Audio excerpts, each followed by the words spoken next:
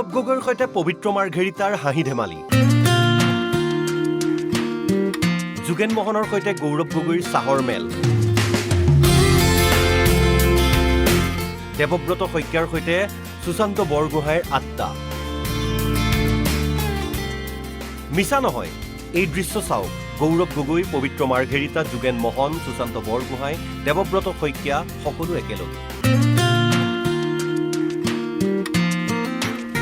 একে শাৰীতেই বহি কথা পাতিছে চাহৰ জুতি লৈছে সকলোৰে গাত টাই আহোমৰ পৰম্পৰাগত পোছাক আপুনি হয়তো ভাবিছে বাঘ সাগৰ এই মহামিলন কিয় এয়া ৰাজনীতি নহয় এয়া পূজাৰ পৰিৱেশ শিৱসাগৰৰ বকতা বৰদেউখালত উমফা পূজা পালন উমফা পূজাত শাসক বিৰোধীৰ মহামিলন স্বৰ্গদেউসকলৰ দিনৰ পৰাই পালি অহা হৈছে এই পূজা স্বৰ্গদেউসকলৰ সময়ৰ পৰা পৰম্পৰাগতভাৱে উদযাপন কৰি অহা উমফা পূজাত টাই আহোমৰ উপাস্য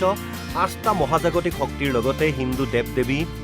লগতে প্ৰতিবেশী জাতি জনগোষ্ঠীৰ উপাস্য শক্তিসমূহকো পাং সজাই উপাসনা কৰা হয়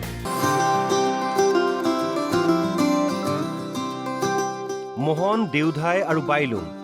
এই তিনি মৌ বংশৰ লগতে এই উমফা পূজাত অসমৰ সকলো জাতি জনগোষ্ঠীৰ ঐক্য সম্প্ৰীতি আৰু কুশল মংগলৰ বাবে নানা উপাচাৰ উৎসৰ্গাৰ দ্বাৰা উপাসনা কৰাৰ নিয়ম শিৱসাগৰ জিলাৰ বকতাৰ বৰদেউখালৰ উমফা পূজাত অংশ লয় কেন্দ্ৰীয় মন্ত্ৰী পবিত্ৰ মাৰ্ঘেৰিটা আৰু সাংসদ গৌৰৱ গগৈয়ে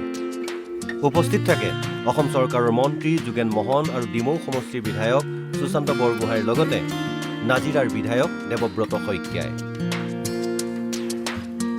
ৰাজনৈতিকভাৱে তেওঁলোকৰ আদৰ্শ বেলেগ হলেও আটাইকেইজন ৰাজনীতিকেই হৈছে আহোম জনগোষ্ঠী